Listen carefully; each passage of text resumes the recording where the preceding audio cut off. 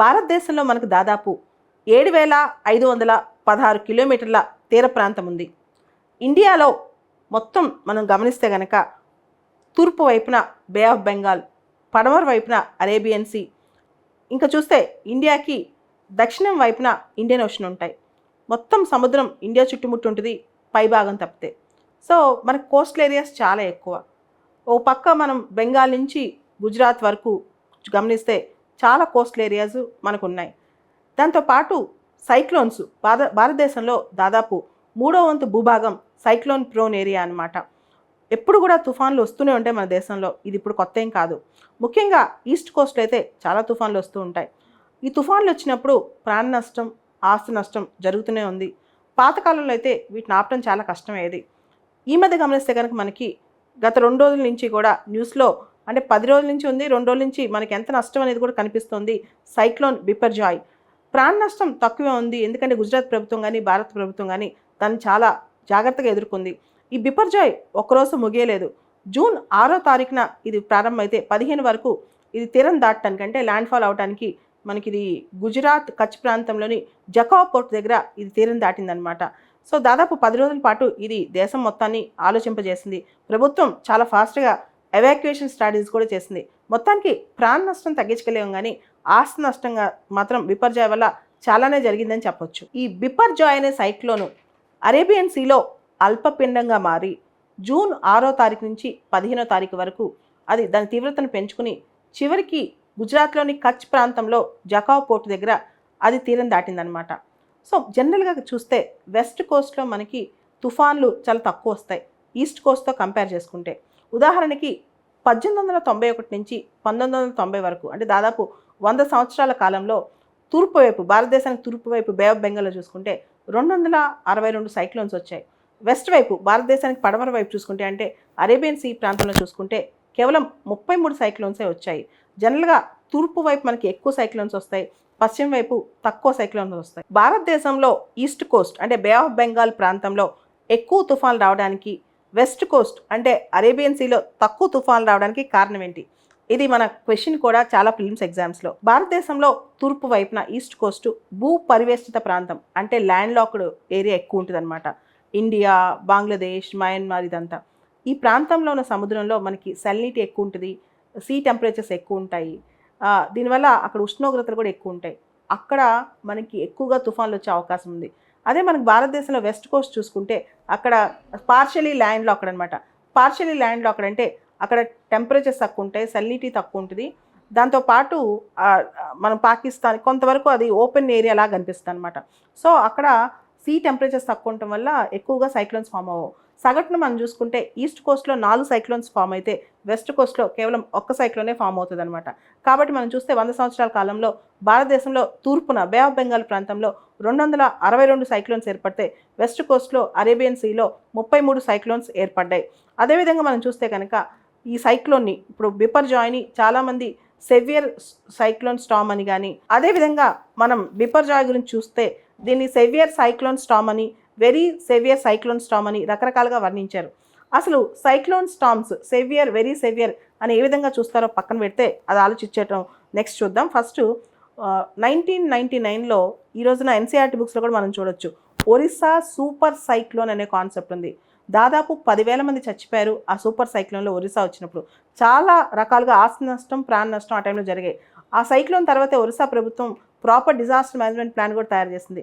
2004 tsunami తర్వాత భారతదేశం మొత్తం national disaster management plan, national disaster management authority, disaster management act ఇలాంటి చాలా చట్టాలు తీసుకొచ్చింది భారతదేశం. ఆ తర్వాత చాలా ప్లాన్స్, స్కీమ్స్, చట్టాలు కూడా దీనికి సంబంధించి తీసుకొచ్చింది అనమాట. State level disaster management plans కూడా ఆ తర్వాతే స్టార్ట్ అయ్యాయి. ఆ తర్వాత సెండై ఫ్రేమ్వర్క్ అని ఇంటర్నేషనల్ ఫ్రేమ్వర్క్స్ కూడా రావడం జరిగింది సునామీ తర్వాత.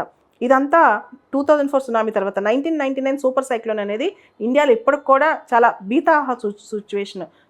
తెలుగు రాష్ట్రాలు చూసుకుంటే కనుక దివిసీమ తుఫాన్ అని చెప్పి చాలా పెద్ద తుఫాన్, అంటే ఇంకా తుఫాన్ వచ్చింది, ఇంకా అందరూ చెట్లు, పుట్టలు, కోళ్ళు అన్నీ చచ్చిపోయి మనుషులు, ఇదంతా కూడా మనకి కృష్ణా జిల్లా ఆ ప్రాంతాల్లో దివిసీమ ఏరియాలో వచ్చిన తుఫాను. ఇప్పటికీ చాలామంది కథలుగా చెప్తారు దివిసీమ తుఫాను గురించి. ఇక్కడ మనం చూస్తే కనుక ఇప్పుడు వచ్చిన బిపర్జాయ్ తుఫాను, బిపర్జాయ్ సైక్లోన్ అనేది జనరల్గా సైక్లోన్స్ని విండ్ స్పీడ్తో కొలుస్తారనమాట. 125 కిలోమీటర్స్ పర్ అవర్ నుంచి 115 కిలోమీటర్స్ పర్ అవర్ నుంచి 125 కిలోమీటర్స్ పర్ అవర్ స్పీడ్తో గాలులు వీచాయంట. 115 నుంచి 125 కిలోమీటర్స్ పర్ అవర్ స్పీడ్తో.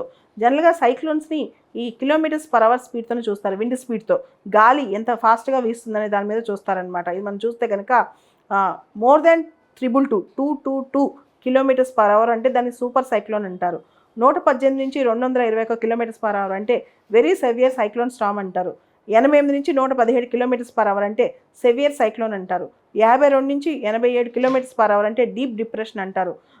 51 కిలోమీటర్స్ పర్ అవర్ కన్నా తక్కువ విండ్ స్పీడ్ ఉంటే దాన్ని డిప్రెషన్ అంటారనమాట. సో సైక్లోన్స్ అనేవి దాని విండ్ స్పీడ్ని బట్టి మనం క్యాలిక్యులేట్ చేస్తాం.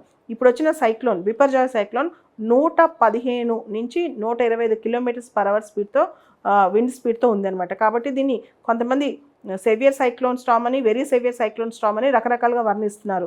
సో ఇంకా హైయెస్ట్ అంటే మోర్ దాన్ 222 కిలోమీటర్స్ దాన్ని సూపర్ సైక్లోన్ అంటారు. 1999లో ఒరిస్సాలో వచ్చిందని సూపర్ సైక్లోన్ అని ఉద్ఘాటించారనమాట. దాని తర్వాత చాలా చేంజెస్ వచ్చాయి భారతదేశంలో సైక్లోన్ మేనేజ్మెంట్లో. ఇప్పటి వరకు మనం బిపర్జాయ్ అని చెప్పుకున్నాం కదా, అసలు ఇలాంటి పేర్లు ఎక్కడి నుంచి పెడతారు, సైక్లోన్స్కి నామన్క్లేచర్ నేమింగ్ ఎలా చేస్తారు, దానికి కూడా ఒక క్రైటీరియా ఉంది.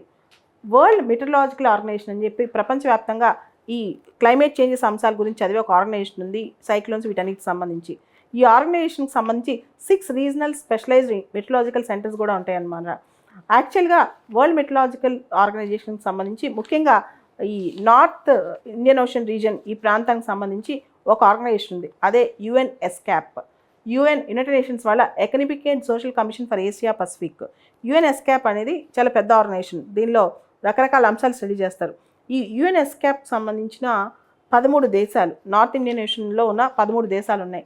ఆ 13 దేశాలు ఈ పేర్లను సజెస్ట్ చేస్తాయి. ఒక్కొక్క దేశం 13 పేర్లు, అంటే 13 × 13 169 పేర్లు సజెషన్ వచ్చాయన్నమాట. ఈ ఏరియాలో ఉన్న దేశాలు అక్కడ వచ్చే సైక్లోన్స్కి వాటి పేర్ని సజెస్ట్ చేస్తాయి. దాని ప్రకారం ఒక కండిషన్ ప్రకారం ఆ పేర్లను సజెస్ట్ చేస్తాయి, ఆ ప్రకారం ఆ పేర్లు పెడతారు. బిపర్జాయ్ అనేది బంగ్లాదేశ్ నేమ్ అనమాట. బంగ్లాదేశీ లాంగ్వేజ్లో బిపర్జాయ్ అంటే డిజాస్టర్ అని అర్థం. ఆ తర్వాత నెక్స్ట్ వచ్చే పేరు భారతదేశం పెట్టిన పేరు తేజ్. ఆ తర్వాత నెక్స్ట్ వచ్చే పేరు ఇరాన్ పెట్టిన పేరు హ్యామూన్. ఆ తర్వాత నెక్స్ట్ వచ్చే పేరు మాల్దీవ్స్, మిథిలీ అనమాట. ఇలాంటి పేర్లు అంటే ఈజీ టు ప్రొనౌన్స్, అవి కూడా దానికి కూడా కొన్ని ఈజీ భాషలో పెట్టాలన్నమాట. అట్లాంటి కండిషన్స్ కూడా ఉంటాయి. భారతదేశం విషయానికి వస్తే ఈ సైక్లోన్స్ని పసిగట్టడానికి ప్రిడిక్ట్ చేసి అసలు డిప్రెషన్ ఎప్పుడు ఏర్పడుతుంది, తర్వాత అది ల్యాండ్ఫాల్ ఎప్పుడు జరగవచ్చు, ఎటు నుంచి ఎటు పయనిస్తుంది, వీటన్నిటికి సంబంధించి మినిస్ట్రీ ఆఫ్ ఎర్త్ సైన్సెస్ కింద మనకు ఒక ఆర్గనైజేషన్ ఉంది, అదే ఇండియా మెటీరియలాజికల్ డిపార్ట్మెంట్ అనమాట. వీళ్ళు దీని గురించి పసిగడుతూ ఉంటారు. అయితే వీళ్ళు ఈ మధ్య చెప్పిన మాట ప్రకారం అయితే ఈస్ట్ కోస్ట్లో వచ్చే సైక్లోన్స్ ఈజీగా పసిగట్టగలుగుతున్నాం, ముందే ప్రిడిక్ట్ చేయగలుగుతున్నాం. వెస్ట్ కోస్ట్లో వచ్చి చేయలేకపోతున్నాం. దానికి ప్రధానమైన కారణం ఏంటంటే వెస్ట్ కోస్ట్లో వచ్చే సైక్లోన్స్ టెంపరేచర్స్ ఆధారంగా వీటన్నిటి ఆధారంగా కాకుండా మేజర్గా ఇది వచ్చేది క్లైమేట్ చేంజెస్ వల్ల, కాబట్టి ఇది మేము తొందరగా పసిగట్టలేకపోతున్నామని. జనరల్గా మీరు గమనించండి, డిజాస్టర్స్ అనేవి రకరకాలుగా ఉంటాయి. Geological disasters, hydrological disasters, మెటలాజికల్ disasters అని. ఎర్త్క్వేక్స్ అని అనుకోండి, అవి జియోలాజికల్ డిజాస్టర్స్, సునామీస్, ఎర్త్క్వేక్స్.